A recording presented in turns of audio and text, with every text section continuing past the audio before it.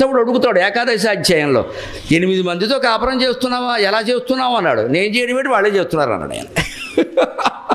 అది శ్రీకృష్ణుడు జవాబు. పైగా ఉద్ధవా, నువ్వు కూడా నిశ్చింతగా ఉండాలంటే ఓ పని చేయవయ్యా జీవితంలో అన్నాడు. ఏమిటో తెలుసా, అందరినీ ప్రేమించుము, ఎవరి యందు ఆసక్తి చూపించకము అన్నాడు. అది వేదాంత రహస్యం. అది వేదాంత రహస్యం. మనం అక్కడే దెబ్బతింటాం.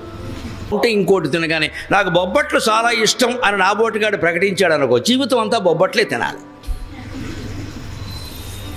ఎందుకంటే ఆయనకి బొబ్బట్లు ఇష్టం అనే విషయం ప్రచారం అయితే ఎవరింటికి వెళ్ళినా బొబ్బట్లు పెడతారు, తినలేక చచ్చిపోతారు. ఇక్కడ నేను పొరపాటుని ప్రకటించి ఇబ్బంది పడ్డా. 2-3 ప్రవచనాల్లో అట్టికాయ వేపుడు వంకాయ పచ్చడి అన్నా. నాకేవో అవి ఇష్టం కొంచెం.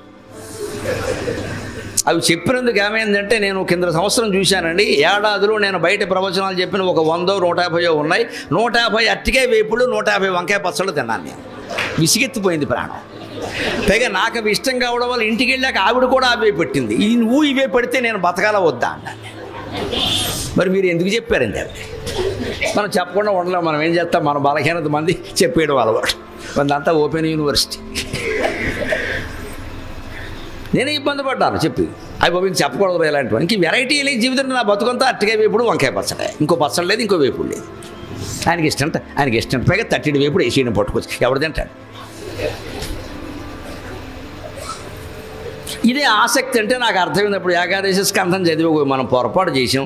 అట్టికే వేపుడు మనం ప్రేమించాలి కానీ ఆసక్తి చూపించకూడదు. వేశారు, ఇష్టంగా తిను, నాకు ఇది ఇష్టం, నాకు ఇది ఉంటే ఇంకేం అక్కల, ఇదంతా ఓవర్ యాక్షన్ వద్దు. ఆ మాట చెప్పక. ఏవైనా అంతే, నగలు ఉన్నాయి పెట్టుకోవాలి, లేకపోతే దాని గురించి గొడవ వద్దు. అందరికీ ఉన్నాయి, నాకు లేవు. అందరికీ కడుపు నొప్పి కూడా ఉందమ్మా, నీకు లేదు. తెలుగులో సామెత, ఈ ఇంటి ఆవిడ ఈ వీధావిడ పట్టెడు పెట్టుకుంటే ఆ వీధావిడ ఉరెట్టుకుందిటే. ఈ వీధావిడ పట్టెడు పెట్టుకుందరు, మెడకి ఆభరణంగా పట్టెడా అంటారు, పెట్టుకుందరు. ఆవిడ నేను ఏదో పెట్టుకోవాలంటే ఉరెట్టుకుందరు, ఇంకేం పెట్టుకోలేక. ఏమిటా పోలిక? ఆ వీధావిడ పెట్టుకుంటే నువ్వు పెట్టుకోవాలా? ఇతను గోపికలు ఆ భావనతో ఉండడం వల్ల వాళ్ళు అలాగే సమీపించారు. జన్మాంతరమైనటువంటి విశేషం అండి, అంతకంటే ఏం చేయలేరు వాళ్ళు. ఆ జన్మ అటువంటిది అయినప్పుడు ఇంకో వాంఛ రాదండి. దానికి ఉపనిషత్తులో చక్కని కథ ఉంటుంది. ఒక ఋషి సంధ్యావందనం చేస్తున్నట్ట. ఆయన చేతిలో ఒక ఎలకపిల్ల వచ్చింది. సంధ్యావందనం చేస్తే సాధారణంగా చేపపిల్ల వస్తుంది. ఇందుకు ఎలకపిల్ల వచ్చింది. ఆయన గ్రహస్థితి అలా ఉంది. ఆవిడ ఎలకపిల్ల వస్తే ఆయన చూసి జాలేసింది. పాపం కోపం వస్తుంది సాధారణంగా, రాలేదు, జాలేసింది. చూసి ఏమిటో ఎలకపిల్ల వచ్చింది అని ఆయనకు ఒక చిత్రమైన ఆలోచన వచ్చింది. కాస్త తపస్సు అప్పటికి యోగసిద్ధులు ఉన్నాయి ఆయన దగ్గర, అవి ఏవో ప్రదర్శించాలి, ఇది గొడవ. అందుకే నీకు చూసుకుని పోన్లే, నాకు పెళ్ళి లేదు, ఏమీ లేదు, పిల్లలు అసలే లేరు, ఈ ఎలకపిల్లని పెంచుకుందాం అని. ఎలకపిల్లని ఎలా పెంచుకుంటామని తన తపశ్శక్తి అంతా ఉపయోగించి ఈ ఎలక వెంటనే ఓ చిన్న పిల్లగా మారాలి, 3 ఏళ్ళ అమ్మాయిగా అనుకున్నాడు. ఎందుకంటే మరి పాలు ఇవ్వడం కష్టం కదా, అందుకని 3 years పెట్టేది గేట్, గొడవలు అక్కడ పాలు ఇవ్వక్కలేదు. వెంటనే ఆ ఋషి సంకల్పం వల్ల ఆ అమ్మాయి 3 ఏళ్ళ అమ్మాయిగా మారిపోయింది. దానికి ఏదో ఎలకశ్రీ అని పేరెట్టి, పేరుకే ఉంది ఏదో పెట్టి ఆ పిల్లని ఇంటికి తీసుకెళ్ళి అక్కడ ఋష్యాశ్రమంలో కూడా మిగిలిన వాళ్ళు ఎవరో ఉన్నవాళ్ళు చూసి అవి పిల్ల బాగుందని చక్కగా పెంచారు. ఆ అమ్మాయి అలాగా నెమ్మదిగా 14-15 ఏళ్ళు పెరిగింది. ఈ ఋషిగారు చూసి నేను ఎలాగైనా అమ్మాయి చేయగలిగాను, ఎంత గొప్ప విషయం, భలే పనిచేసింది సిద్ధి అనుకున్నాడు. తర్వాత అమ్మాయి యుక్త వయస్సుకు వచ్చాక, అమ్మాయి నీకు పెళ్లి చేయాలి కదా, చేస్తే నాకు బాధ్యత అయిపోతుంది, అందుకని నీకెవరు వరుడు కావాలో చెప్పు, నిన్ను ఎలకని నేను మనిషిని చేశాను, నువ్వు తలుచుకుంటే నువ్వు కోరుకుంటే ఎవరినైనా తీసుకురాగలను నేను అంటే. ఆ అమ్మాయి ఉంది, నాన్నగారు అదేమిటి, మీరే చెప్పారు కదా ఎలకని మనిషిని చేశారు నన్ను, నా బాగోగులు మీకు తెలియవా, నాకు ఎవరు తేవాలో నేను చెప్పాలా, మీ ఇష్టం అండి, మీరు ఎవరినంటే వారిని చేసుకుంటా. ఆయన సంతోషించారు. ఇంక పిల్లలు అలా అంటే తల్లిదండ్రులకు పరమానందంగా ఉంటుంది ఈ రోజుల్లో. అందుకని ఆయన వెంటనే మా అమ్మాయి నాకు పూర్తి స్వేచ్ఛ ఇచ్చింది కదా అని పైకి చూశాడు.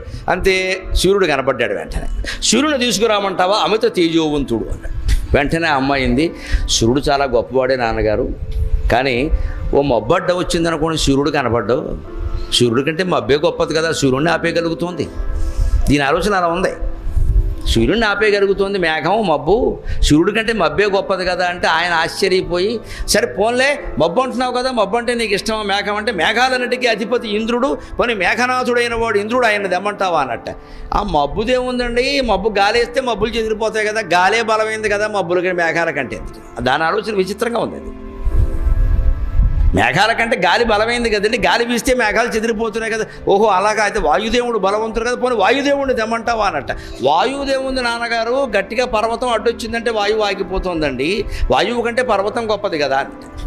పోనీ హిమవత్ పర్వతం ఖాళీగా ఉంది, వాడికి విసుగొచ్చింది, దీనికి సంబంధాలు చూడలేక అప్పుడే. అందుకని విసర్గ చివరికి అన్నాడు, పోనీ పర్వతం గొప్పది అంటున్నావు కదా, పర్వతం చాలా గొప్పది కదా, హిమవత్ పర్వతం ఖాళీగా ఉంది, పోనీ హిమవత్ పర్వతానికి ఇచ్చి నిన్ను పెళ్లి చేయాలంటే పర్వతం గొప్పతనం ఏముందండి, 100 ఎలకలు కలిస్తే పర్వతానికి సైతం 100 కన్నాలు చేస్తున్నాయి కదా అన్నట్టు. వెంటనే ఈయనకి జ్ఞానోదయమై దీని ఎలక బుద్ధి పోలేదురా ఎంత చేసినా సరే అని చెప్పి వెంటనే దాన్ని ఎలక కింద మార్చి తీసుకెళ్ళి కన్నంలో వదిలేశాడు. అంతే మాంగళ్యందందునానేన మమ జీవన హేతునా కంటే భద్రామయ్యలకేత్వం జీవ శరదాం శతం అన్నాడు ఆయన. సంత వదిలిపోయింది అన్నాడు. ఇదే జన్మాంతర సంస్కారం అంటే. ఆ బుద్ధి మారదు, అది మనం ఎంత ప్రయత్నించినా ఒకటి. అంతే దాని ఎలక బుద్ధి. లేకపోతే దానికి సూర్యుడు కంటే, వాయుదేవుడు కంటే, ఇంద్రుడు కంటే, పర్వతం కంటే ఎలక గొప్పది అనిపించినట్టు దాని జాతకమేది, దాని బుద్ధి అది. ఆ ఎలక జన్మలో ఉండేది పొందవలసినవి కొన్ని ఉన్నాయి. ఈ ఋషి ఏం చేశాడు, యోగసిద్ధుల కారణంగా ఆ జన్మ తప్పిద్దామని చూశాడు. అది తప్పిస్తే కుదరదు, విధి విలాసం అది మళ్ళీ ఎలకైపోవలసిందే.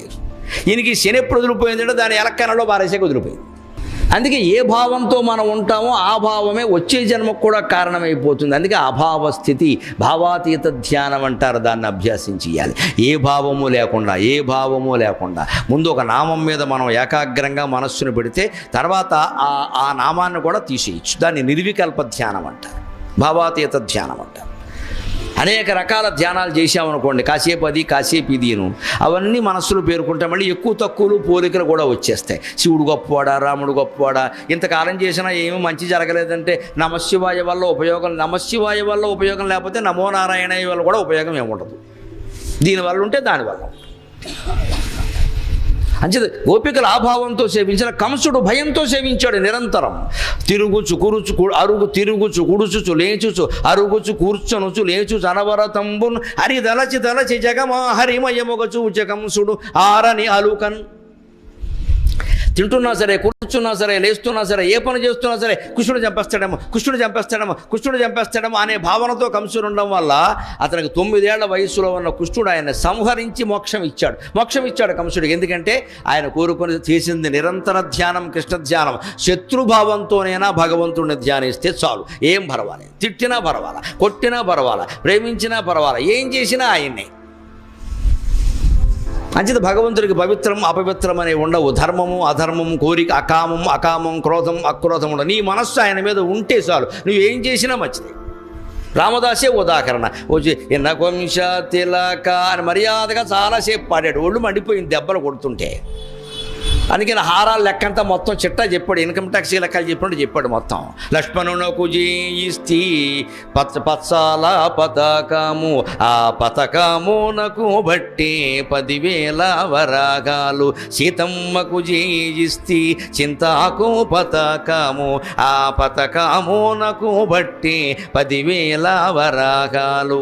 ఎవడబ్బా సొమ్మని కులుకూచు తిరిగేవు అని ఒళ్ళు మండి అన్నాడు. మొత్తం చేయించిన లెక్కంతా చిట్టా ఖర్చులు రసీదులు సహా పెట్టేసి అక్కడ మీ ఆవిడికి చేయించా, మీ తమ్ముడికి చేయించా, నాకేం బాకీయా, మీరు నాకు కొడుక కోళ్ళ, నేను ఎందుకు చేయించాలి అని స్పష్టంగా మీ మామ జనక మహారాజు చేయించానా అన్నాడు. మీ నాన్న దశరథుడు చేయించాడా, మీ మామ జనక మహారాజు చేయించాడా, నేను ఇక్కడ ఏదో భద్రాచలం తహసీల్దార్గా ఉంటే నా చేత మొత్తం అన్నీ కొట్టేశారు మీరు. ఇవన్నీ చేయించేసుకుని నేనేమో జైల్లో వాళ్ళు దెబ్బలు కొడుతుంటే కాపాడడానికి రావే అని డిమాండ్ చేశాడమ్మా రామదాసు. అంతటి భక్తులం కావాలి మనం, అంతటి భక్తులం కావాలి. ఎవడబ్బ సొమ్మని కొలుకుచి తిరిగేవు అన్నవాడు వెంటనే పాపం అయ్యో ఏమనుకుంటాడో అని ఈ అబ్బా తిట్టి తీనని ఆయాస పడబోకు, ఈ దెబ్బల కొర్వలేక అబ్బా తిట్టి తీనయ్య రామచంద్ర.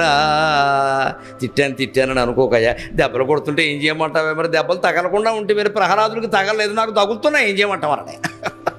ప్రహ్లాదుడు ఎందుకు ఏడవలేదు, వాడికి తగలలేదు, నాకు తగులుతూనే మరి వాసిపోతుంటే ఏం చేయమంటావు. దేవుడు నడలేడని అనుమానం కూడా అవుతుంది. దెబ్బలు మాత్రం ఉన్నాయి. దెబ్బకు చూడండి రాముడు చేసిన పని. ఈయన దర్శనానికి తగినంత జ్ఞానం ఈయన పొందలేదు, మొహమాటం లేదు నాకు చెప్పడానికి. ఎందుకంటే తహసీల్దారుగా ఉన్నవాడు